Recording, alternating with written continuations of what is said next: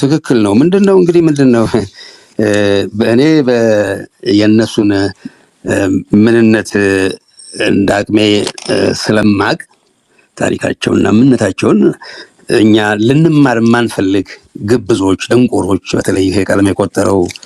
ቃል የለኝም እኔ ባህሪያቸውን ቀለም የቆጠረውን አማራ እንደው መንፈሴ ወታደር ነው ግንባሩን በለው ነው የሚያሰኘኝ የመሬቱን እንጂ የሰማውን አልፈራም እግዚአብሔር ይምረኛል ብዬ ነው የምገምተው በርካታውን ባገኝ ግንባሩን ብለው ነው የሚያስንተን የሚለኝ እና ይህ ያላሰለሰ በአማራ ላይ ጦርነት ሲታወጅ የሀገሪቷ ትልቅ ህዝብ አማራ ሆኖ ማአት አቅም ያለው እንትን ሆኖ ለዚህ መብቃቱ ከማንም በላይ ሊወቀስ የሚገባው የአማራው ቀለም ቆጠር እንትን ነው ኢትዮጵያን የወረሩ ጋሎችና ያኔ ትግሬዎች የባንዳ ዝርዮች የሐሰት ትርክት ፈጥረው አማራ ላይ ጦርነት በሚዘመትበት ጊዜ ሐቅን መናገር እንደ ኃጢአት የሚቆጠርበት እንደኔ እውነቱን የሚናገረውን ጽንፈኛ ተበሲባል እጠቅሰዋለሁ አሁን ሊሰማኝ ይችል ይሆናል አብሮ አደጌ ካናዳ ያለ ዶክተር ነው ለስሙ አማራን ተሳደባለህ ምን ተስያለኝ የዛሬ 3-4 አመት እንደሄን ያልኩት አንተ ወንድሜ ባትሆን ባገኝህ የሰማውን አይደለም ፈራው በመሬት ባልከሰስ እና ወንድሜ ባልሳሳልህ ግንባርህን በጥይት ምልህ ነው ያልኩት አማራ መሆንም ባላስፈልገ ሐቅን ለመናገር አቶ ታዲዮስ ታንቱ የጀግና ህሊና ያለው ሰው በዚህ እድሜው እውነትን በሚናገርበት ጊዜ የአማራው ልጅ ዛሬ ይሄን ሁሉ እንትን በሚደርስበት ጊዜ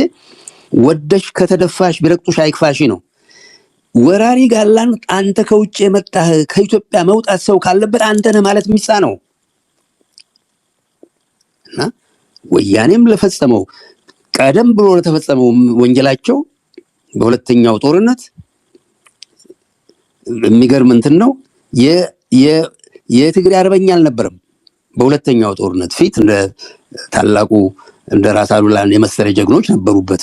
በሁለተኛው ጦርነት ለጠላት ገብቶ ነበር እንዳለ ትግሬ ለጠላት አድሮ ነበር በባንድነት እንትን ሀገሩን እንትን የነበረው ያኔ ብቻ አይደለም ከኤርትራ የኤርትራን 15000 ምንትሰ ጦር አልቆብናል የሚባለው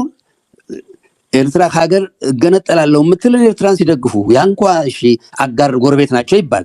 ሶማሌ ኢትዮጵያን ስትወጋ ኢትዮጵያን ወያኔ ደግፎ ኢትዮጵያን የተዋጋ ነው እነኚህ ሰዎች ናቸው ስልጣን ያዙት ይሄንን እንኳን ሊዋጋ ፈቃደኛ ስላልሆነ ማንንም አይወቀስኔ እነኛው ወንጀለኞች አይወቀሱ ማለት አይደለም ለፍርድ አይቀርቡ ማለት አይደለም ትልቁ ለዚህ ያበቃናቸው እኛ አማራ ተብዮች ነን ያን ያላቀም ያለው ህዝብ ራትን ድባቅ ለመምታት ቀርቶ ባንደበቱ እንኳን አንዳንዶቻችን እንደምንል ይሄን እንኳን ለመናገር የታቀበ እንትን ያለ ህዝብ ነውና ምንም አይደንቀኝም እኔ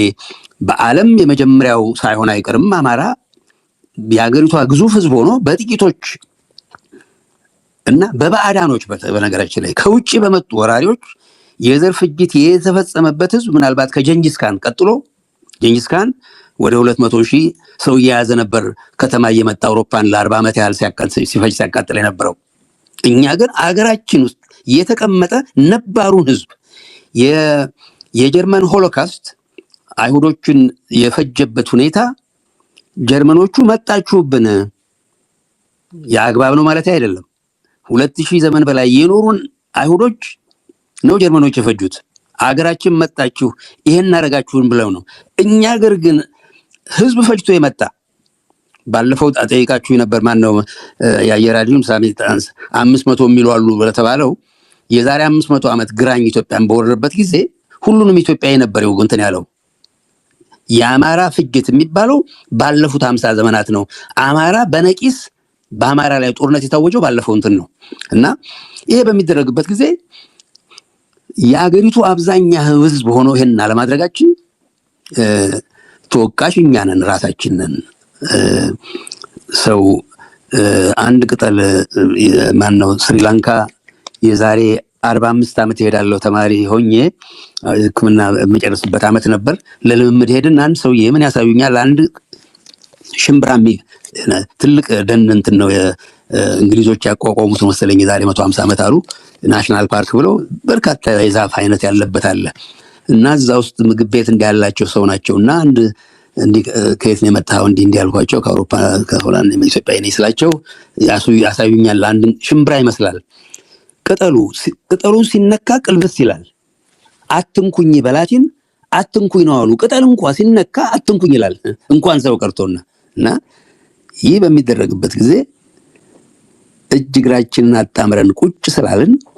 ትላንትና አገር የወረረጋላ አዲስ አበባን 200 ዓመትም ማረጋጋት እየተንፏቀቀ ነው ባለፉት 400-500 ዓመት ኢትዮጵያ እንትን ያለው ውቅር ቤተክርስቲያን የዛሬ 1500 ዓመት ዛሬ ዋሻ ሚካኤል የሚባለውን የዛሬ 7 ዓመት ግርም ነው ያየሁት እኔ እንጦጦ ላይ ውቅር ቤተክርስቲያን አማራ ባነጸባት በትንሹ ለ1500 ዓመት የቆረቆራትን ከተማ መጥቶ ሲያፈርስበት ግራኛ ፈረሰ ባንላል ዛሬ እነኚህ በሚያፈርሱበት ጊዜ ቅድም እንዳልኳችሁ 3-4 ሰዎች ትችት ሰጥተው ነበር አንድ ምን ዘመዴነ ነው የሚባል ስሙን ቄስ ይጥራውና ዱልዱም ስለሱ ተጽፎ እንትን እነኚህ ገዢዎቹን ያመሰግናል ምንድነው ከተማዋ አሸብርቃለች ምን ተሳለ ተብሎ ነው እንትን የሚባለው የሚገርመኝ የተማሩ ሰዎች ናቸው እነኛ እንደጻፉት የአማራውና የቀረው ጥንታዊ ኢትዮጵያ ህዝብ ሀብት ንብረት መመዝበሩ ንብረታቸው ቤታቸውን ማጣታቸውን እንኳን አልጠቀሱትም ይሄን ያህል ነው በቁም የሞት ነው ልል ነው ስለዚህ የፈቀድንኛንን እምንመልሰው ምኛንን ነው ወገናችን ላይ ይሄን የሚያሰኘኝ እምንቀለብሰው ምኛንን አገሬን የወረረ ኢትዮጵያን አጠፋለሁ ብሎ በቋንቋው በፊደላችን በሃይማኖታችን በታሪካችን በቅርሳችን ላይ የዘመተ ሰንደቅ ዓላማችን 27 የአፍሪካ ሀገሮች እነ ላቲን አሜሪካ ኮሎምቢያ መሰለኝ የኛን ሰንደቅ ዓላማ ቦሊቪያ ከሁለቱ ለጥቁር ህዝብ ምሳሌ የሆነን ጃፓኖች አውሮፓኖችን በ1906 ሲያሸንፉ እኛ ቀደም ብለን በ1996 ነው እኛ ያሸነፍነው በፈረንጆቹ 1906 በእኛ በ88 ነው ይሄን አድርገን በኩራት የሚያዩንን ዛሬ ሰንደቅ ዓላማችን ወንጀል ሆኖ በከተማዎቻችን እንትን ጥለት ያሰፉ ሴቶች እንትናቸውን አረመኔ እየቀደደ ይሄን በሚያደርግበት ጊዜ ገድዬ ልሙት ቢያስፈልግ እንኳን የማይል ህዝብ የፈላበት እነሱ ምን ያድርጉ ነው የምለው ምክንያቱም ፍጡር ከባህሪው በላይ አይውልም እነኚህ ጎጆ ቀልሰው ማያውቁ እስከ ቅርብ ጊዜ ድረስ አርደው ከብት ፈርስ ተለቅልቆ ወተት አንጀት አንገቱ ላይ እንትን ብሎ የወንድ ብልት የሰለበው ግንባሩ ላይ ሰክቶ መሄድ የነበረ ዛሬ ምሁሮቻቸው ያን ገዳ የሚባል የግድያ እንትናቸውን በኢትዮጵያ ህዝብ ላይ እናቆማለን ብለው የሚሉ ይሄንን የማይመክት ህዝብ ሊኖር አይገባም ባይነኝ እኔ እና በቅጡ መልሼው እንደሆነ እንጃ